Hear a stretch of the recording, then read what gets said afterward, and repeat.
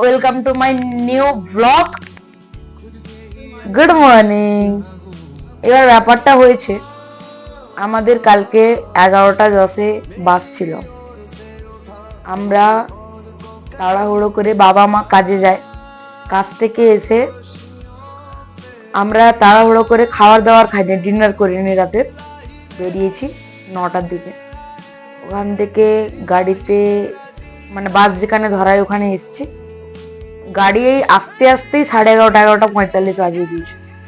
আবার বাস ধরতে ধরতে 3:30টার দিকে একটা জায়গায় দাঁড়ায়, ওখান থেকে হ্যাঁ মানে 2:30টার দিকে একটা জায়গায় দাঁড়ায়, 2:45-এর দিকে গাড়িটা ছাড়ে। এবার আমরা আমি আর মা এক জায়গায় বসেছিলাম, তো আমরা 3:10-এর দিকে ঘুমিয়ে যাই। তো এমন ড্রাইভার আর এমন পরিস্থিতি ওখানকার, আমাদের হরিদ্বারে নামানোর কথা, আমাদেরকে ড্রাইভার আর হেল্পার এসে বলেইনি, মানে হেল্পার এসে আমাদেরকে ডাকেইনি যে আমরা পৌঁছে গেছি, আমরা ঘুমিয়েই আছি। দেহরাদুন গেছি, দেহরাদুনে গিয়ে বলছে আপনারা নামুন। এটা এটা আমাদের সঙ্গে অন্যায়। তখন ওখানে একটা ঝামেলা হলো, মা তো একদম রেগে আগুন, মারধর করবে এরকম একটা অবস্থা। তো আবার ওখান থেকে বাস ধরে এইমাত্র এলাম। তো এবার আমরা যাবো, সবাই বাবা গেছে ঘাটটা, মানে ঘাটটার দিকটা কি অবস্থা দেখতে। তো আমরা সবাই বাবা এলে আবার যাবো, আর যেতে যেতে দেখাবো কি কি হচ্ছে।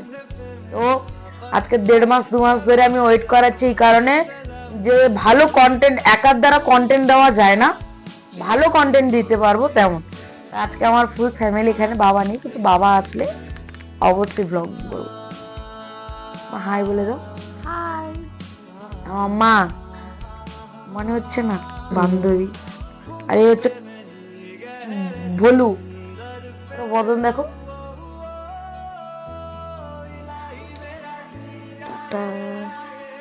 বাবা আসার পরে আমরা সবাই মিলে বেরিয়ে পড়ি। আমরা যে ঘাটের সাইডে ছিলাম সেই ঘাটটার নাম হলো বিড়লা ঘাট। তো আমার খুব আফসোস যে আমি ভয়েস ওভার দিতে হলো আমাকে আর কি। কারণ আমার মাইকটা ভাগ্যবশত খারাপ হয়ে যায়, যার কারণে পুরো রেকর্ডিংটাই আমাকে ভয়েস ওভার দিয়ে করতে হবে। কারণ পুরো রেকর্ডিংটাই আমার কোনো ভয়েস মিলছে না। আমি খুব আফসোস করি যে এই জিনিসগুলোই আমার সঙ্গে হয়। তো আমরা যখন গঙ্গার কাছে যাই ঘাটে, তখন জল পুরোপুরি প্রায় শুকিয়ে। তো চলো গঙ্গার কিছু স্লো মোশন দেখিয়ে নিই।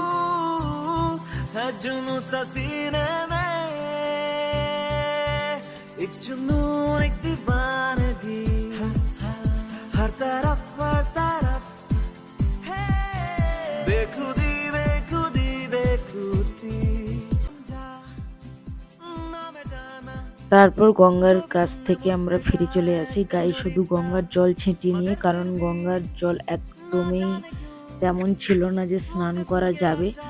তাও অনেকেই স্নান করছিল, কিন্তু আমি, মা আর ভাই স্নান করিনি। এটা হয়তো আবার আমাদেরকে ডাকতে পারে হরিদ্বার, যার কারণে আমি মাকে বলি, মা পালিয়ে চলো রুমে, আমরা গিয়ে স্নান করে নিচ্ছি, আবার আসবো, এসে স্নান করব আমরা গঙ্গা জলে, একটু তাড়াতাড়ি আসবো। তো তারপর আমি একটু উচ্চাগণ্ডি সাজার চেষ্টা করি। তো এই টুপিটা নেওয়ার জন্য মায়ের কাছে আকুতি মিনতি করি, বাট মা কিনে দেয় না। তো একটু স্মার্ট হয়ে আমি আর আমার মা, ভাই রেডি হয়ে যাই। বাবা সেই প্রথমের মতোই রেডি হয়ে নিচে চলে যায় রুম থেকে। আমরা 3জন রেডি হয়ে গেছি। এবার হয়ে যাওয়ার পরে আমরা যাচ্ছি এখন মনসা মন্দির, ওখানকার ফেমাস মন্দির। আমি বলছি মনসা মন্দিরের নামে। দেখুন আমার কিন্তু মাইক আছে, বাট মাইক কাজ করছে না, না কোনো ভয়েস রেকর্ড হয়েছে। আর আমার যা জ্বালাতন হচ্ছে আমি বলতে পারবো না, জ্বালাতনই বলবো আমি। মানে আমি এতটাই বোকা যে ভিডিওটা রেকর্ড হওয়ার পরে যে ভয়েসটা এসেছে কিনা ওটা আমি দেখিনি, মানে আমি সত্যি বোকা। এবার আমরা চলে যাচ্ছি নিচে। আমার মাকে কিন্তু দারুণ লাগছে, মানে আমার মা আমার গার্লফ্রেন্ড আর কি। হ্যাঁ ঠিক আছে, এবার চলুন আমরা রাস্তায় যাই। রাস্তায় যেতে যেতে পুরো পৌঁছে গিয়ে আপনাদেরকে আমি মনসা মন্দির দেখাবো। টাটা। আমরা কিন্তু খাওয়া দাওয়া করেছিলাম না সকাল থেকে, তো আমরা একটা বাঙালি রেস্টুরেন্টে ওখানে গিয়ে লুচি তরকারি অর্ডার দিয়েছিলাম। ভাইয়ের বাবা আগে খেয়ে নিয়েছিল, তাও আমার ভাইয়ের আমাদের সঙ্গে খেতে হবে, তাই আবার 3টে থালা অর্ডার দেওয়া হলো। সবাই বাঙালি, মানে হরিদ্বারে প্রায় বাঙালিরাই ওখানে গিয়ে গেছে ঘুরতে, কেউ কারোর মনস্কামনা আছে, সবাই মানে বাঙালি গেছে আমাদের। আমি গিয়ে ওদের একটা ছবি তুলে দিলাম, এই যে সাইডে দাদারা বসছে ওই দাদাদের একটা ফটো তুলে দিলাম। মানে আমি পুরোপুরিভাবে মুডেই ছিলাম যে ভিডিও আমাকে বানাতে হবে। আমি আমি এসছি, কিন্তু আমার যে পছন্দের মানুষেরা যারা আসেনি তাদেরকেও ভিডিওটা দেখাবো, তাই আমিও একদম ফুল জোশে ছিলাম। তো এই করতে করতে আমাদের খাবার চলে এসছে, লুচি আর একটা খুব সিম্পল আলুর তরকারি, মাত্র 40 টাকা মাত্র।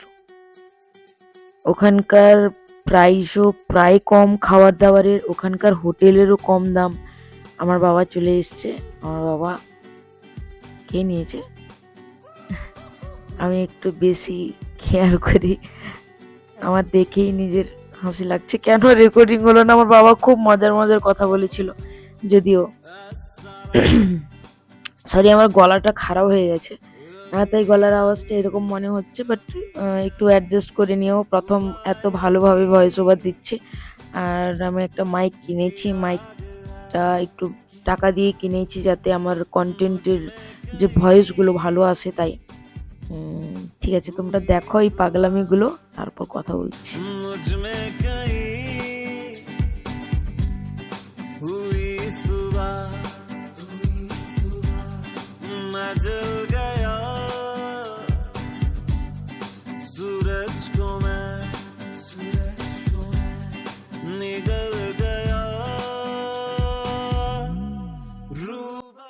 খাওয়ার পরে আমরা সবাই মিলে টোটোতে বসে পড়েছি মনসা মন্দির যাওয়ার জন্য।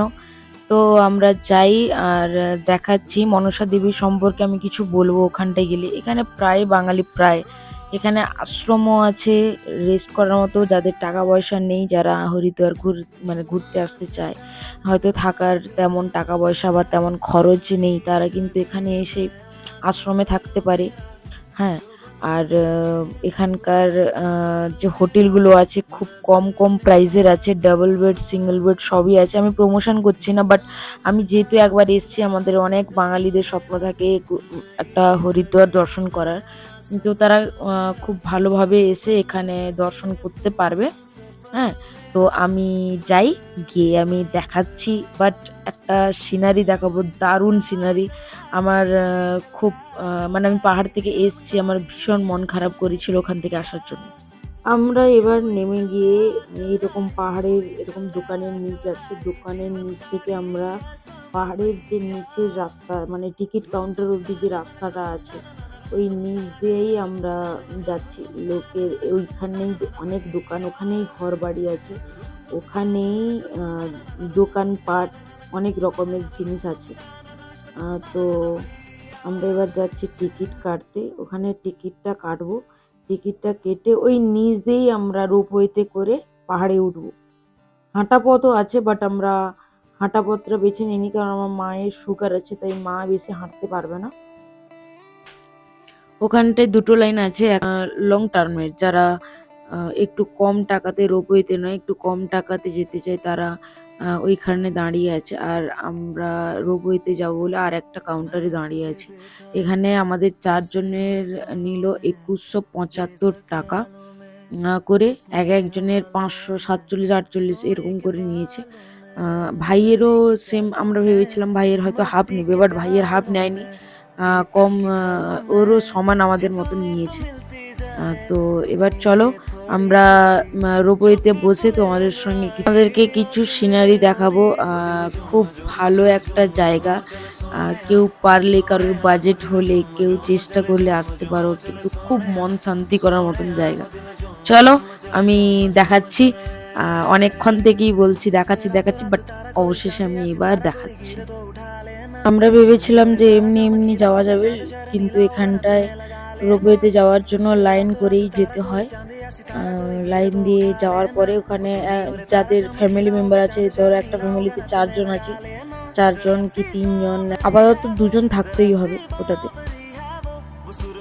তো আমরা লাইন দিয়ে দাঁড়িয়ে আছি, এবার রোপওয়ে আসছে, রোপওয়েতে উঠে কথা বলছি। তো উঠে পড়েছি আমরা রোপওয়েতে, আমার লাইফের প্রথমবার, আর আমার মায়ের আর বাবার দ্বিতীয়বার যদিও। তো আমরা রোপওয়েতে করে এবার আমরা মনসা মন্দিরে উঠবো। আমি মনসা মন্দিরের সম্পর্কে কিছু বলতে চাই এখানটায়, কিন্তু এখানকার যে দিকে যে পাহাড় পর্বতের যে সিনারি দেখলেই একটা আলাদাই অনুভূতি লাগে। ঠিক আছে, তো আমার ভয়েস ওভারে তো প্রবলেম হচ্ছে, আমি বুঝতে পারছি। আমি একটু এখন খুব কমই কথা বলছি আর খুব আলাদা রকমের মেন্টালিটিতে থাকি, তাই হয়তো আমার কথাগুলো একটু আটকে যাচ্ছে, but I will try my best. ঠিক আছে, চলো আমি মনসা মন্দিরের সম্পর্কে কিছু বলে দিই। মনসা দেবীর মন্দির হরিদ্বারের একটা উদ্দেশ্য নিবেদিত একটি হিন্দু মন্দির।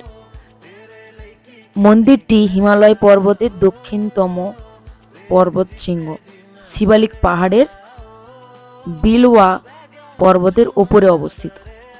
বিলওয়া তীর্থ নামেও পরিচিত এই মন্দিরটি শক্তির একটি রূপ, মনসা দেবীর পবিত্র আবাস হিসেবে পরিচিত, এবং বলা হয় যে এটি ভগবান শিবের মন থেকে উদ্ভূত হয়েছিল। মনসাকে নাগ বাসুকীর বোন হিসেবে গণ্য করা হয়। তিনি তার মানব অবতারকে ভগবান শিবের কন্যা বলেও অভিহিত করা হয়। মনসা শব্দের অর্থ হলো ইচ্ছা, এবং একটি বিশ্বাস করার হয় যে দেবী একজন আন্তরিক ভক্তের সমস্ত ইচ্ছা পূরণ করে। এই মন্দিরটি উচ্চতা প্রায় নিচ থেকে 500 ফিট ওপরে, এবং আমি খুব নিজেকে ভাগ্যবতী বলে মনে করি যে আমার ফ্যামিলি মিলে আমরা গেছিলাম মনসা দেবীর দর্শন করতে। খুব একটা ভালো অনুভূতি হয়েছে, মনের যা ইচ্ছা তাই পূরণ করার জন্য যদি মনসা দেবী চান আমাদের ইচ্ছা পূরণ করবেন তাহলে করতে পারেন। আমি চাই না যে আমি বিনা কষ্ট করে কোনো রকমভাবে কোনো সাকসেস করি, কারণ আমি লাইফ অনেক রকমভাবে ঠকেছি, অনেক রকমভাবে আমাকে কষ্ট দেওয়া হয়েছে। তাই আমি চাই যে আমার মতন করে সব কিছু গড়ে তুলতে, ঠাকুরের কাছে খুব ভালোভাবে, খুব গভীরভাবে আমি চেয়ে এসেছি যাতে আমি যেটা চাইছি তাই সেটা করি। তো আমরা পৌঁছে গেছি সেই স্টেশনে, মনসা দেবীর যে রোপওয়ে স্টেশন আছে ওখানটা আমরা পৌঁছে গেছি। সবাই মিলে এবার আমরা দর্শন করব। আর আমি এখানে কোনো ভয়েস ওভার রিপোর্ট দেবো না।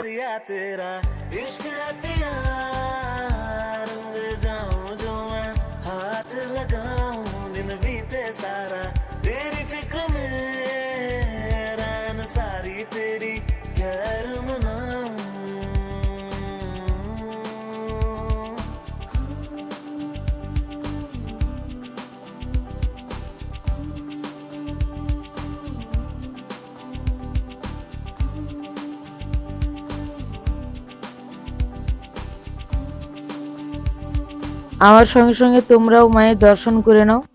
আর আমি চাই যারা আমার কাছের মানুষেরা আছে, যারা দেখছো, সবাইকে মা আশীর্বাদ করুক।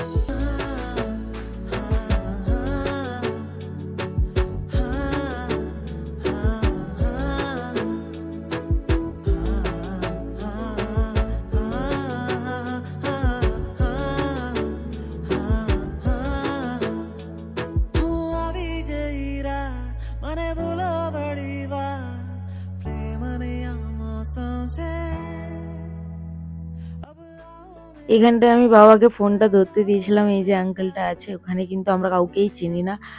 ওনারা কিন্তু নিজেরাই হাই হ্যালো করে সাবস্ক্রাইব টাবস্ক্রাইব বলছিল। ভাগ্যবশত আমার মাইকে রেকর্ডিং হয়নি, কিন্তু ওখানে খুব ভালো ভালো মানুষেরা আছেন। এই যে সিনারি দেখছো, এই যে পাহাড়, আমি পাহাড় খুব খুব খুব ভালোবাসি।